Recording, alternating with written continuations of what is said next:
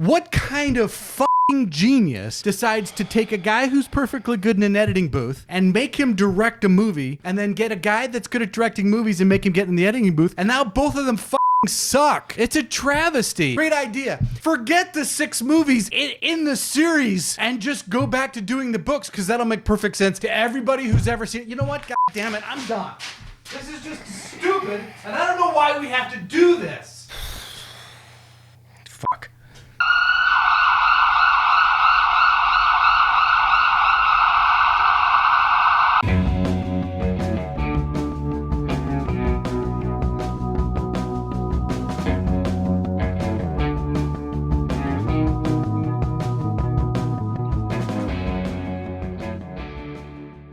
Welcome back to Bourbon and Bond with the Boys. I'm Nick. And I'm Dave.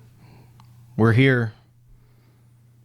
Oh, come on. I know it's bad. But look, as bad as this movie is, here, Bond is only half the story. Thank God. Right? Thank God. And let's be very clear. We've got a couple of new things we picked out specifically for this series, but there are a couple things up there that we know and know quite well. Yeah. And this week we get to sample one of them, and easily a top 3 bourbon on the shelf. We're talking about Widow Jane Lucky 13. It is a fantastic, as you can tell by the emptiness of this bottle. So this is one of those, you can get good bourbons and you try it and it's good, and then it runs out and you go find something else. This is one of those bottles that the minute it runs out, you immediately start trying to buy a new bottle. Yes, this absolutely. is good stuff, and this is going to soften some of the pain of the movie we need to discuss tonight, which is the infamous On Her Majesty's Dumpster Secret Service. It was a tough one. It really was. I mean, there are people out there, I don't know what type of people they are, or how they were raised, or what type of school wolves, they maybe. went to. I don't know. Who knows? ASU, there are possibly. people who like this movie. Oh, God. I don't understand it. There's a disconnect there that just doesn't click with me.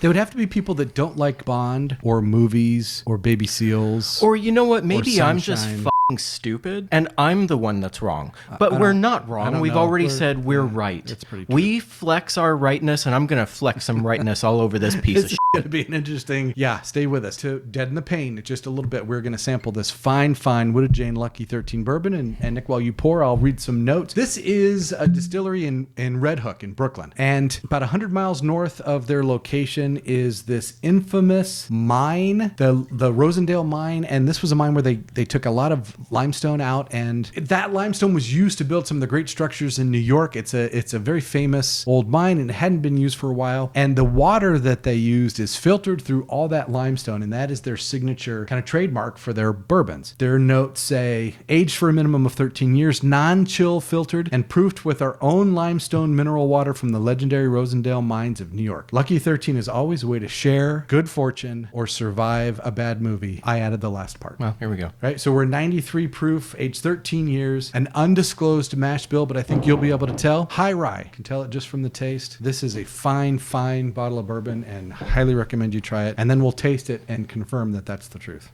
Oh, man. I already feel better. Wow, is that good?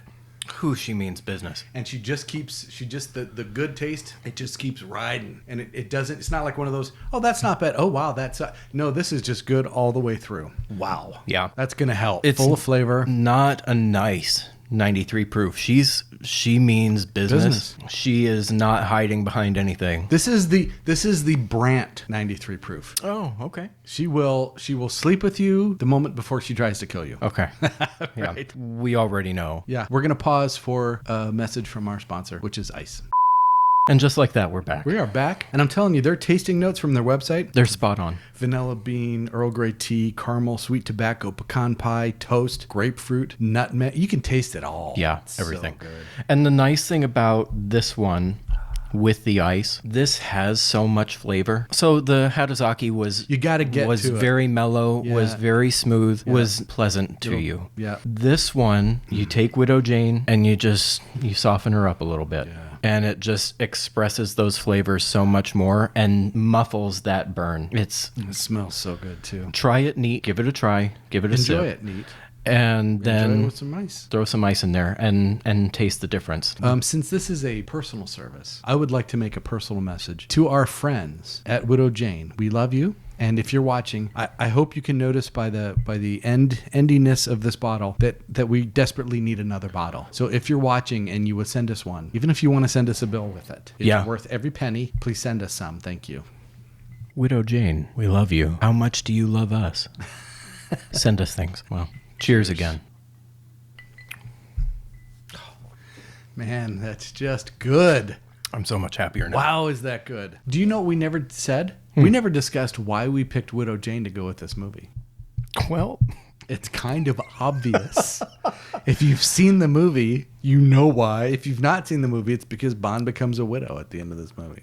Okay, we're going to bolster ourselves with this fine bourbon so that we can survive on Her Majesty's Secret Service. This is 1969, released in December. I had just turned 3 years old. Neil and Buzz had taken the giant leap, and this was how Eon Productions decided to respond to all that good news. This is the only Bond movie to feature George Lazenby in the title role. We still have Bernard Lee, Desmond Llewellyn, Lois Maxwell. There is no Felix Leiter. We get Blofeld again, and this was the first movie where Peter Hunt, who was a fine editor, was moved into the director's chair, and he made the decision, right? He wanted to stick to the novel. He just wanted to stick to the novel, and if you've read the novels, then you understand that the Bond of the novels is more human, more flawed, and he's not the Superman that we get in the movies. Well, I've got all kinds of real life in my real life, and I don't need more of that. I want to go to the movies because I want to see Bond. Thank you. Right? Yeah. I want to see takedowns. I want to see the guy who gets out of unget-outable situations. I want to see him shoot and never miss. I want to see James Bond. I don't want to see... So he made this decision, forgetting that there were 5 movies in the series that came before it. He's disconnected this movie from the other movies. He's made a lot of bad choices, and as a consequence... It shows. The editing is just awful in some places. It's tragically bad. And not just the editing. I think the shooting of it alone. You know, I mean, just awful. I made a note of, where I wanted some things to get extra points. Some of the cameramen and stuntmen did fantastic work. Some of the live action shots. Oh, fantastic. Of the skiing, of the chases. But because I had to pick and choose those things, the vast majority of the action in this is filmed so poorly. Yeah, it's just... We've said it before. We hate that quick speed photography. We hate that, filming something at real speed and then speeding it up to make it look fast and like a cool choreographed fight scene. It fucking sucks. It was really rough. And so they have a scene where Draco and his guys come and help Bond storm Piz Gloria. And it's great. It's epic. Oh, it's great. Yeah. It's an epic scene. Yep. And then they have a bobsled chase, which makes me want to jam a pencil in my eye. Interesting about that, though. It was filmed properly. It wasn't filmed like the fight scenes. Okay. It was properly filmed from above. There was some bad cutting. Yeah, there was bad cutting. All the close-ups with the green screen behind them were awful. They were pretty tough, but they did film that, and John...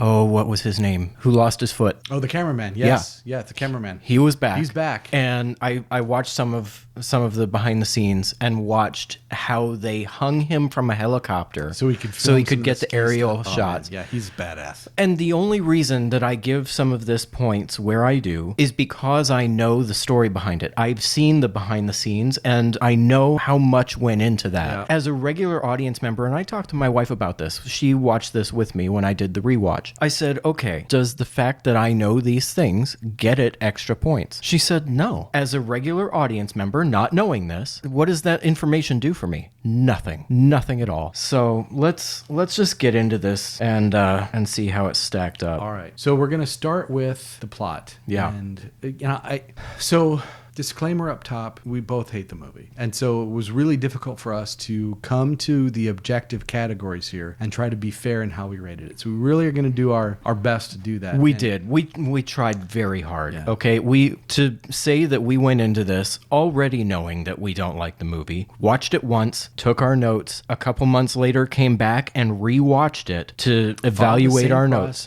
Yeah. Right? Yeah. Just confirm or deny our suspicions. That shows that we have put some thought into this and we've tried very hard to be fair. So as we've said, the plot of the movie has a lot to do with the bad guy's plot that Bond needs to thwart. And so we have to start with Blofeld's plot. M relieves Bond from Operation Bedlam, which apparently had to do with tracking down and killing Blofeld. Bond's apparently had 2 years to do it. It's been 2 years since twice. Hasn't been able to do it. And so he's currently dismissed. He's going to resign. Moneypenny types a different letter than he dictates. He's going to go try to hunt down Blofeld. And when he finally does, like 2/3 of the way through the movie, we find out what Blofeld's plot is. Brace yourself.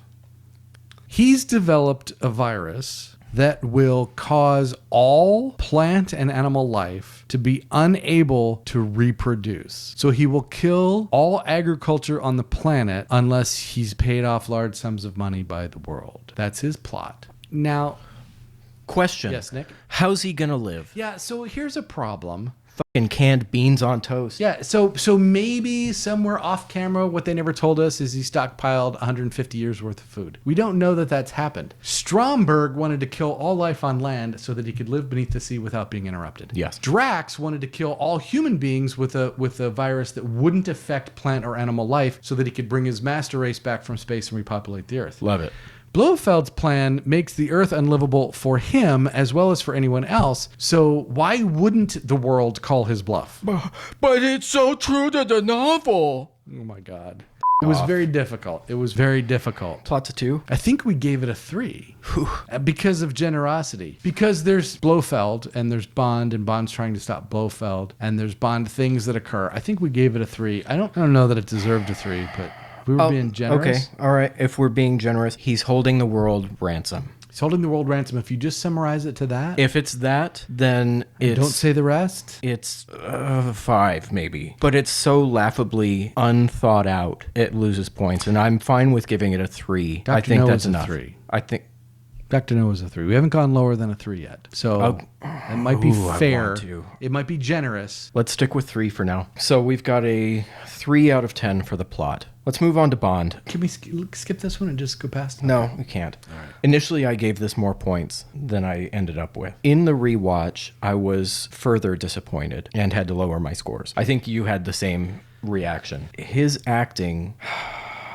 I don't know that I was aware of this before. George Lazenby was not an actor. No, he was a model. He was an Australian model. His only experience was he did some type of... He did a commercial where he carried a crate. Wasn't it a chocolate commercial? He's riding on a boat with a crated... Yeah, who knows? They knew up front that he wasn't an actor, and that's okay. There are miracle stories where this has happened where, someone working as a carpenter is discovered and... great, yeah. He's a good actor for not an actor. He's just not a good actor. I suppose. I was pretty harsh on him. And his brilliant career he had since Bond was... I said I was at a 2. I wanted to give him +1 point for almost hiding his Australian accent. He hides it about 87% of the time. I think he threw in a couple of "ners," but just a couple. Mostly hit it. And +1 because, frankly, this wasn't his fault. It's not his fault. This is a bad movie no matter who plays Bond. Yeah. It's not his fault. So I'm at a 2. I think you were at a 3. Let's give him a 3. I'll give him a 3. That's fine. The bonus point for, it not being his fault. Masculinity next. So do you remember a very abrupt scene where before he decides to marry Tracy, he smacks her to get information? I mean, Bond should slap a bitch around in order to get what he wants, right? I mean, do not hit girls. Don't do that. This is fictional. So on the Bond masculinity scale, he's, doing that. Except at the same token, do you want to give the line that we both thought was the best line in the whole movie? I couldn't tell you if I tried. Seems like something's wrong. Would you like to wanna talk about it? Holy God.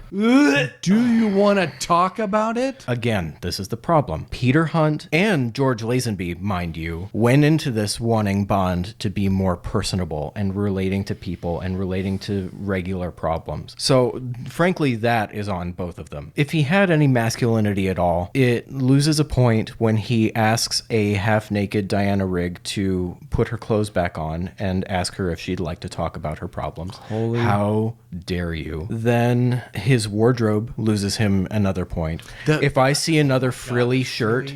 The ruffled dicky tuxedo shirt that's see-through. It's disgusting. It's disgusting. Stab my eyes. Yeah, with pencil. Just bleach. Give me that sweet eye bleach. No, so loses point for... All right, for 60 points. What is in this movie that's not in any other Bond movie until Daniel Craig? A love scene.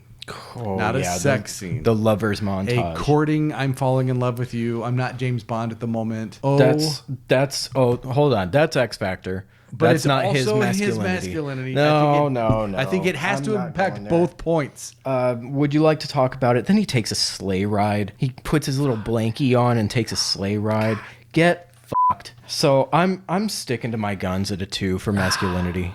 Yeah, I had him at a 3. But if I gave him a 3 for acting, then I'm taking it away from masculinity. No, I'm going with you. 2 It's for a masculinity. 2 for masculinity because he doesn't have very much of it. No. I think we both wound up at a 3 for hotness. He's a really, really good-looking guy, except for 2 things. There were too many realies in there. He's got funny ears, and he's got a butt crack on his chin. Yeah. He's got big old Dumbo ears. You got to tuck them things away. You're gonna get carried off by a strong breeze. Yeah, a stapler or something. Seriously. If he had come after Roger Moore, I might not have noticed his ears. Yeah, but alas, he didn't. And here we are with Dumbo ears. So we've got his ears and we've got the butt crack chin. No, it's bad. It's a 3-2-3. I'm sticking with it. We're sticking with an 8. But the double takedowns were.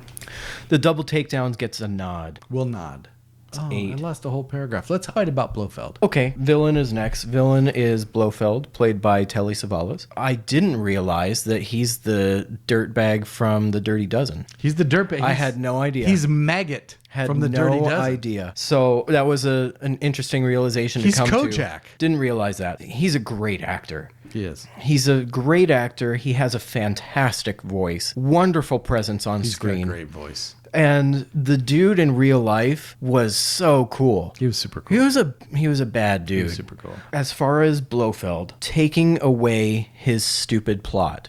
You can't. But you can. You can't. I You can't take away the stupid plot. It's the plot. I was at an 8. I think his portrayal of Blofeld is excellent. He doesn't have the stupid scar. He has a weird finger thing, if you notice that. On his left hand, he's got a deformity on his hand. He's got these little eccentricities here and there that make you wonder, what is this guy doing? What's happening up there? Like the way he was smoking a cigarette, you kind of wonder, like, why is he doing that? I was at an 8. You came at me with a 6. I'd like to compromise. I'm going to tell you why you're going to give me 2 points back. The first reason you're going to give me 2 points back is there is no way to ignore his plot. His plot is stupid. He's not only going to destroy all the agriculture on Earth. Here's how he's going to do it. He's going to gather overprivileged, attractive young women around him. He's going to brainwash them and get them ready to be triggered to deliver his virus around the world. It's awesome. It's fucking stupid. No, it's great. That's 1 point. Here's 2 points. Peter Hunt's decision to ignore the fact that Bond and Blofeld know each other. Nope. Yes. Nope. Yes. That doesn't come out of it villain. Does. It's that got doesn't to come out of villain. multiple places. No. Multiple places. No. We're all watching this movie going, why is Bond going to Blofeld's lair pretending to be Sir Hilary Bray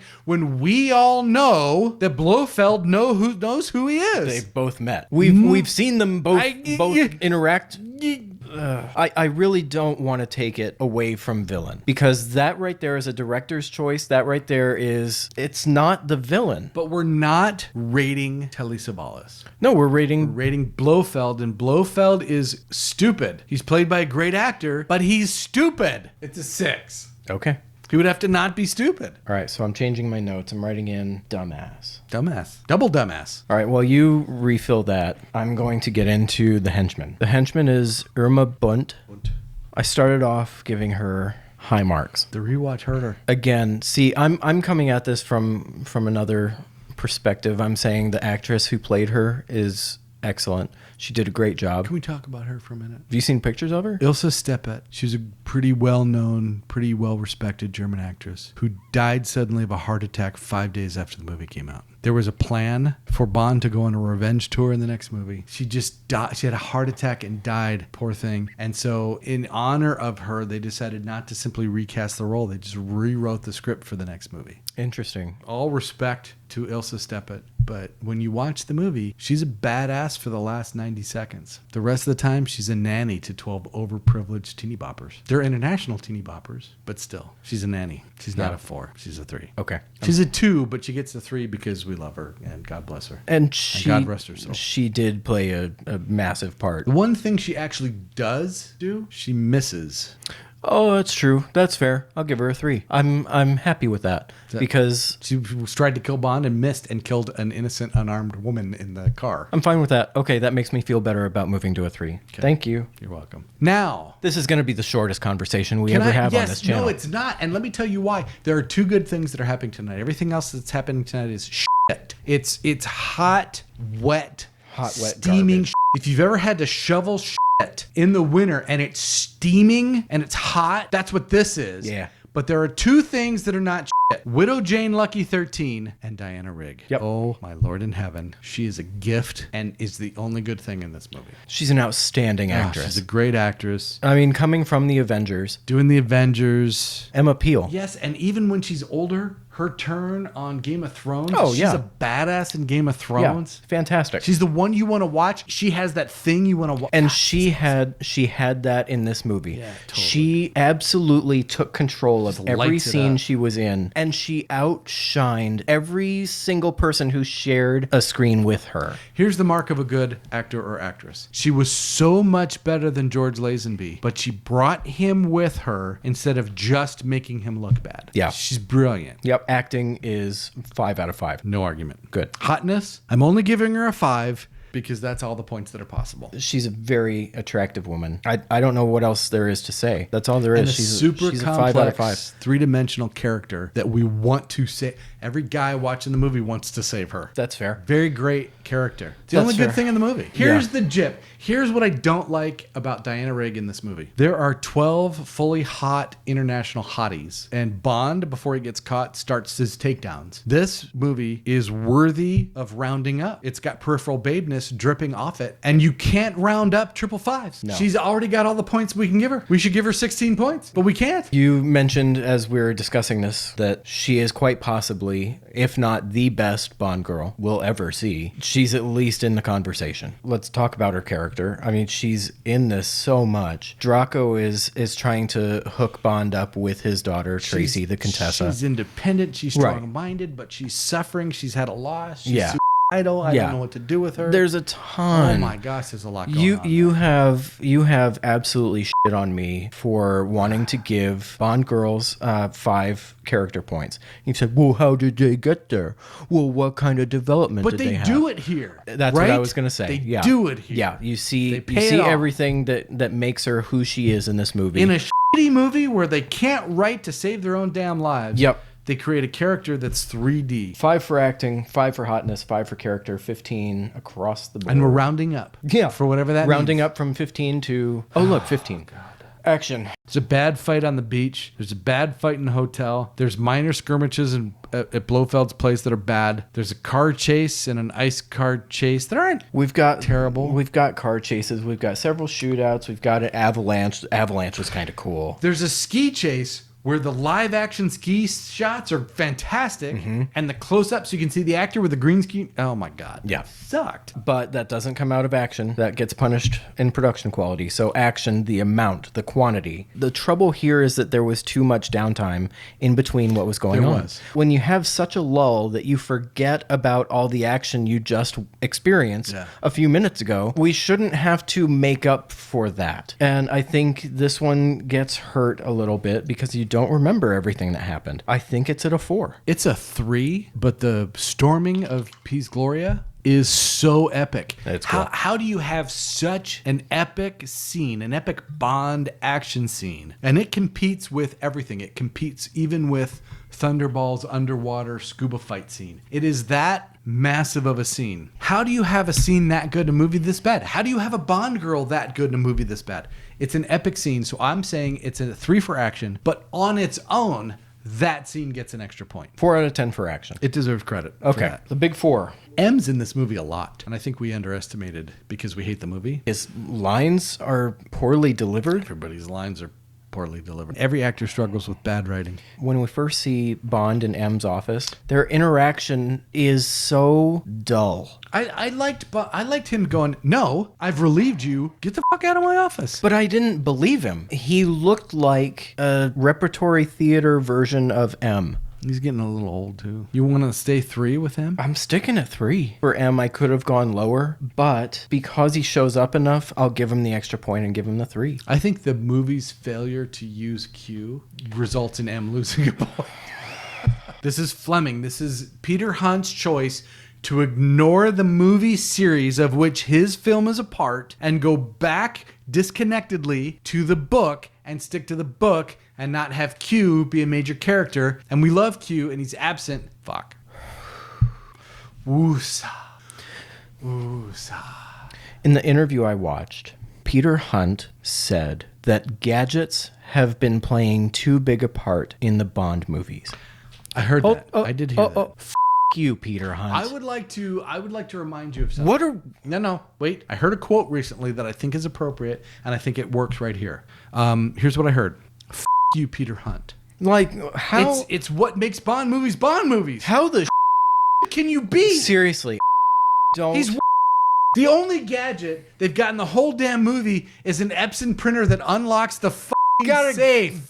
Xerox printer hauled up to him in a crane. I need a minute. What the fuck? Can we have a break? Because, oh my God. No, I'm going to keep going. We watched Sean Connery unlock a safe and take pictures of like all over the place. We have spy cameras already. What the are we doing? We've got an Epson printer that took the guy, the dudes that I can't, holy shit.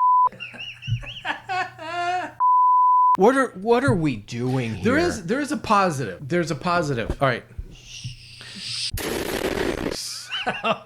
So look, Bond ends up taking some PTO and he's doing actual detective work, right? So he finds out about the lawyer. He goes to the lawyer's office. He finds out that Blofeld is trying to masquerade as a duke and get established as a duke. So that scene does further the plot, even though it's stupid.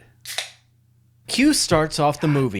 We start the movie with Q talking about radioactive.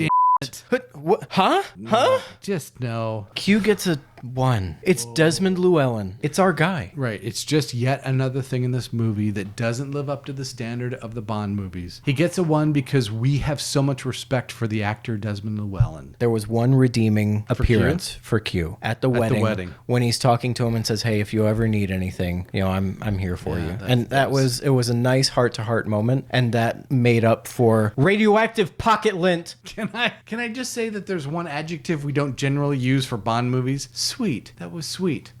What? All right, Moneypenny. I think she was a bright spot here. She shows up enough times. We all felt her pain at the end. That wasn't a movie screw up. That was just Lois Maxwell. God bless her soul. I'm going 4. I am too. She's very flirty in this. She's flirty. She did a great job. He grabs her on the ass. He does grab her on the ass. I had forgotten about that. She playfully sets him in his place, but she liked it. She has the line, "If only I could control myself." When he's talking about having her over for drinks. At my place. That's great. Great. It was fantastic. Great. I love seeing that emotional side of her at the wedding. Just, if anything, just for Lois Maxwell's range as an actress. You have Lois Maxwell, and you don't use her very often. All of the Bond movies should get punished for all the times they had Lois Maxwell and just did not use her more, because she's fantastic. Okay, so 4 out of 5 for Moneypenny. And then Felix gets a 0 out of 5. That's 8. It's an 8. Yeah, it deserves it. 8 out of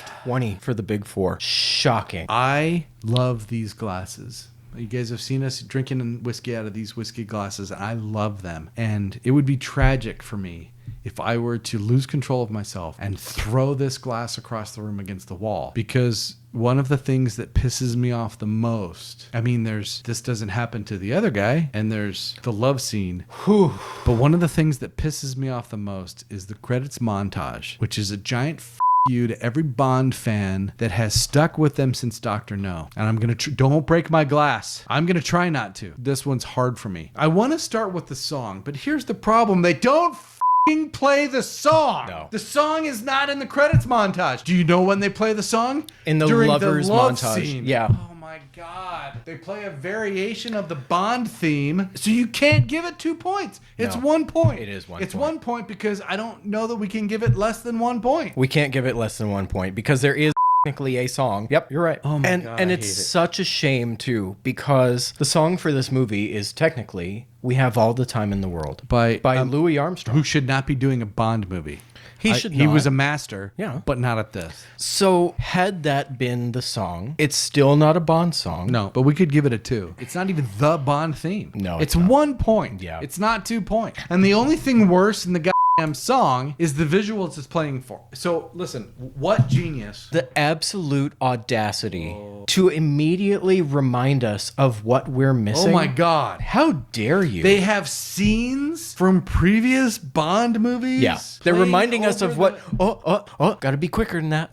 You. So there's shooters, mini shooters at the start, mini shooters at the close. They'd get a point each, but they're mini shooters, so they get a half a point each. That's 1 point. I don't. Can you talk to me what mini shooters are? You said that term to me, and I don't know what that is. Okay, we're gonna take a break while I explain this to Nick. Thank you. And in between, what do we get? Scenes from better Bond movies. Like, oh wait, I know you don't recognize this jackhole, but he's actually James Bond. Here's how you can tell. Nah. What was that? That's trash. That's 1 and 1 for a total of 2. Yep. Changing my notes. Moving on past the credits tragedy. Oh, good. We get the Bondness. Oh God. Let's start with booze. We did make a mistake, and as we say, we're right. And when we make a mistake, we fix it so that we can continue to be right. That's right. Booze, we initially ranked very low. We gave it a 1, I think. Yeah, I think we first time did too. Remember I talked about lulls? You forget that he drinks all this So many lulls. It starts off in the hotel after Tracy loses the ton of money and he covers it. He meets her at the table and he orders a Dom Perignon Dom 57. 57. Next, he's at Draco's place. Yeah, Draco orders it for him, so I don't know if that... It counts. It counts. Okay. It counts. So Draco orders a martini shaken, not stirred for Bond. Great. All right. Then we have... Malt whiskey with branch water. Okay. Which is 100% acceptable because he's posing as Hilary Bray. But posing as Sir Hilary Bray, he's drinking whiskey and branch water. And branch water is the most pompous shit a guy like Hilary Bray could order. It's in character. I love it. Branch water is water taken directly from a stream. Off. It's branch water. Okay, and then we have whatever miscellaneous champers they're drinking at It's a at 5. the In bullfight. every other movie we don't hate, Yeah. this is a 5. Yeah, it's being fair. Moving on. I rewatched the movie. I examined the quotes.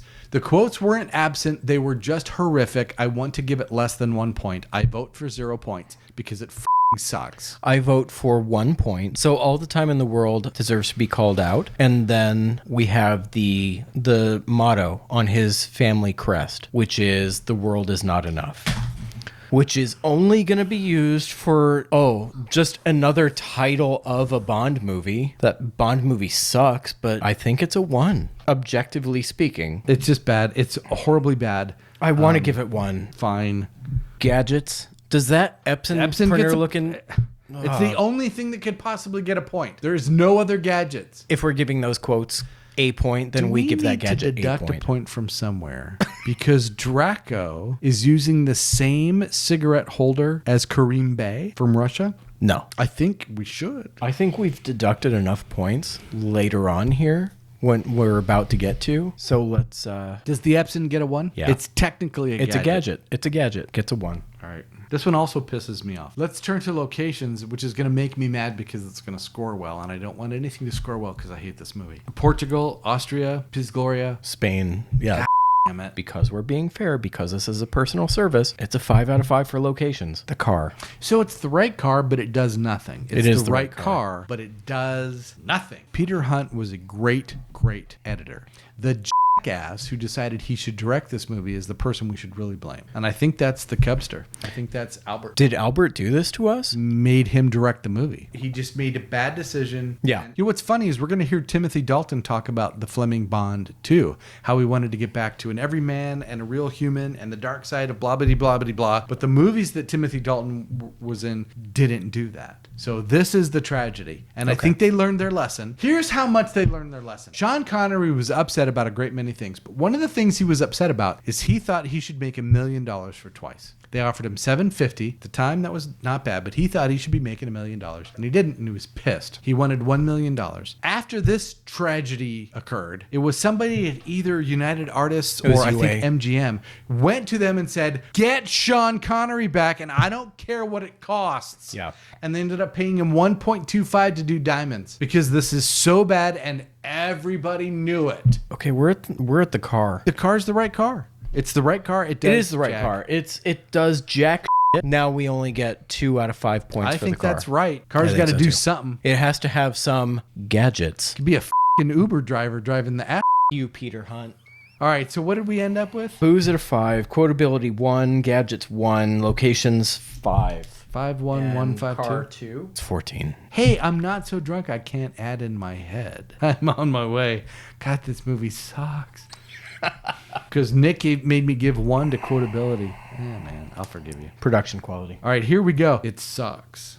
Oh, yeah. It's complete trash. I would like to suggest the bobsled chase made me hate my life. And I think they hired a blind kid off the street to do the editing. But the live ski scenes were cool. And the storming of Piz Gloria was epic. Awesome. It's 1 point for the live ski scenes and 1 point for Piz Gloria. Yeah.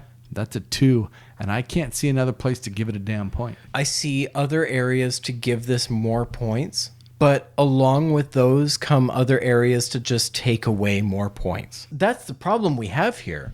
I want to give more points to the Olympic skier who was a cameraman, who was skiing backwards and sideways and capturing these shots.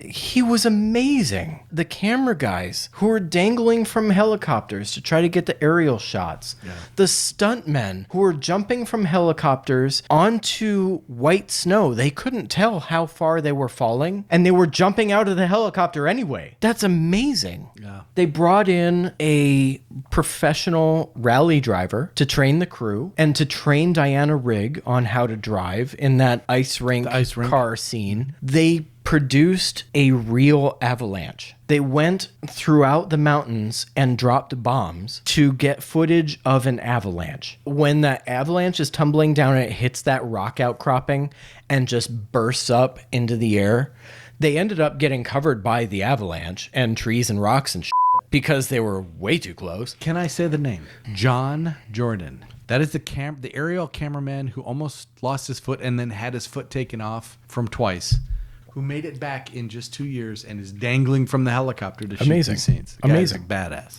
Everything else is a subtraction, right? You have all of these great things going into this, and because you have made the decision to put the wrong people in the wrong roles, you get negative points. And I'm sorry, this does not get any more than 2 out of 10. I wonder what the next movie would have looked like with George Lazenby if they had not the pig during this movie. They'd done a decent movie, given him a chance, and given him a second chance. Yeah. What that movie would have looked like and what his career would have looked like if they had done a better job. I mean, they did him dirty. He was too young. He was too inexperienced. We mentioned he's not an actor. Well, Dalton turned it down because he thought he was too young. That's a great move. And Lazenby went the other way. This is what happens. So we've got 2 out of 10 for production quality. God. I think that's being generous enough.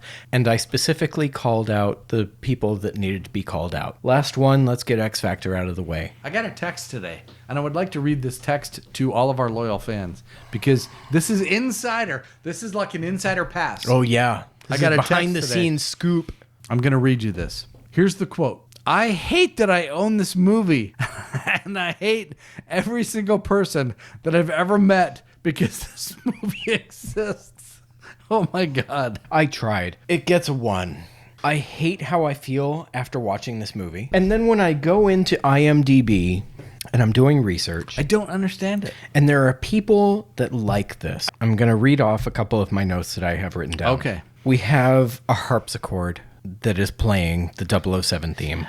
I don't understand that. There's a severe lack of testosterone coursing through this movie. The filming and cinematography were borderline unwatchable. Every single fight used the same quick speed photography and low amateur level choreography. We have plotting dialogue. It's 2.5 hours long. It's just dull. Oh, this was a big one for me. When Bond is kidnapped and brought to Draco's office.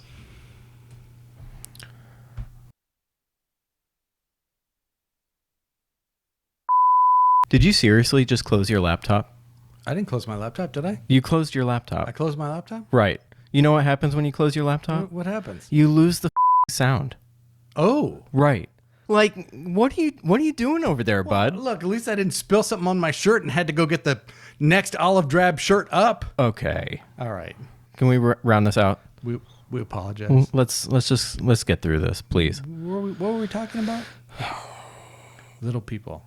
The little person. The person sweeping. The little person that's sweeping. Oh, God. I think that little person is actually whistling the Goldfinger song. I think he is.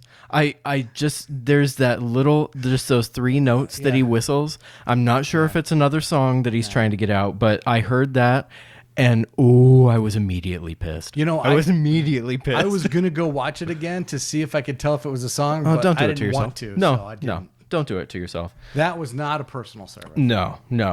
I said this may have, and we touched on this. This may have adhered to the book.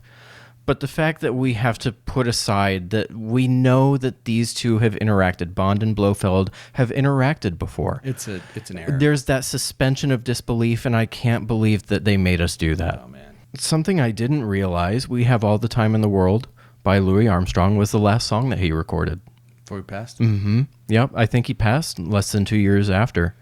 So this is the last song that Louis ever recorded. God bless Louis Armstrong. Seriously. Rest his soul. But Seriously. The X Factor didn't get any more points. No, does not. I actually typed in the phrase, the feeling of disconnectedness from the other films. Mm-hmm. But I had a word before films that I didn't say again for the 57th time. I think I'm going to have enough work to do in post. It's such a dumpster fire of an editing job on this monster. Diana Rigg carried this. She carried Obviously. this entire thing. Can I say this out loud? Does she, because of her amazingness, slightly tarnish other Bond girls? I mean, we'll find out, right? We're going to find out pretty quickly, I think. Well, for us, it'll be very soon. Yeah. For them, probably less soon. The other thing that we need to end on is Lazenby got such a raw deal with this. It really wasn't his fault. No, we said it that this wasn't his fault, and our score, we've tried to make sure our score didn't reflect him being the problem. He was a problem, but he was too young, too inexperienced, and got handed without him. He got handed a poorly written, poorly filmed, steaming pile of dog shit. Like you mentioned earlier, anyone who plays Bond, this movie's still gonna suck. No chance. It's still a bag of ass. He had no chance. What did we say? We said 1 out of 10 What's the for X lowest Factor. number of points we can give? Can we give it a 0? No, we give it a 1. Then a 1 it is. It's got to be a 1 just because of the things that we did call out about it, right? So let's do a 1 out of 10 for X Factor. All right. What does that actually give us? Do you want to run through the numbers? We should probably do a little bit of math. Okay. All right, we've got a 3 for plot. 3. 8 for Bond. Oh, my. 6 for villain. Yeah. 3 for henchman. Yeah. 15 for Bond girl. Only because we can't give her 16. Yeah, there's no rounder-uppers with a 15. Damn. Action is a 4. Yeah. The big 4, 8. Yeah. Credits montage is a whopping 2. Yeah. Bondness of the movie is 14. Yes. Production quality is a 2. Yes. And X Factor is a 1. Yes. That's a 66. That's a 66. What a stinker, dude. Oh, man. What a stinker now of a you know movie. why there were so many bleeps in this episode. Oh, God. It's just bad. Let's just say this. We had an excellent Bourbon who was just a mean bitch but loving at the same time. She's the Brant of bourbons. And here's another upside. We're done. And what else did we have? Oh yeah. The Hatazaki. Thank you. Finishing the play. Yeah. Widow Jane, this fantastic stuff. This is just, I love this stuff so much. And seriously, I am going to go on record as saying you will not see 2 episodes go by before that bottle is replaced. oh no, it's immediate. No chance. It's immediate. No chance. One of us is going to the store. We're going to get one. Yeah. Because it's good. Yeah, has to happen. Widow and it's Jane, over. Yeah. We're done. We don't have to ever talk about this pile of goo ever again. We'll have to do it at least one more time. You think? Well, probably. We're going to have to watch this episode. Ugh. We apologize for you having to watch this episode. You know what? Still I think I think we made it fun enough. Our extreme level of inebriation. Yeah. I hope that helped. That is a personal service. We did this for you. Yeah. Yeah. What's next? What do we have next? Talk to me. He's back. He's back. This stinker got us one more Sean Connery Bond film. So we will be back for Diamonds Are Forever. And we have a very special liquid accompaniment to go with Diamonds Are Forever. It's up here, so if you can pick it up. Absolutely. That have no value. Yeah. We're welcome to have arbitrary points that mean absolutely nothing. Please have at it. Okay. As we always say, feel free to like, comment, and subscribe. Send us your comments. Send us your criticisms so that we can flex our rightness all over you. And He until likes that part. I love that part. It's great. Until next time, I'm Nick. I'm Dave. Cheers. Cheers.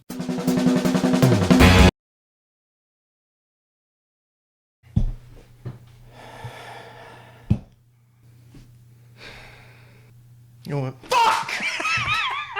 Can I just add that the bottle of Widow Jane Lucky 13 is not going to survive this night? In fact, I'm just going to say that the bottle of Widow Jane Lucky 13 is not going to survive the night. In fact, it's so much not going to survive the night that the Hatazaki from last week is probably not also going to survive the night. Because we're going to need... And you should continue to watch because we're going to be melting down with the amount of liquor we're going to consume by the end of this episode. Yeah. Let us take a break. Shooters... Nicholas, mini shooters. Mini shooters. Okay. I had no idea. Right? So there's mini shooters at the start. Going in deleted scene. There's a harpsichord playing when we first meet Bond. I hate that. It's playing along with the 007 theme. Uh-oh.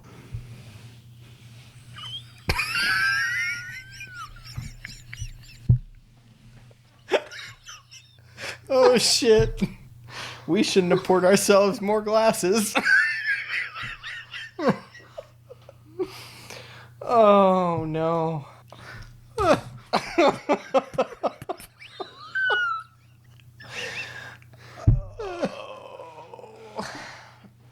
We can get through this. We can do it.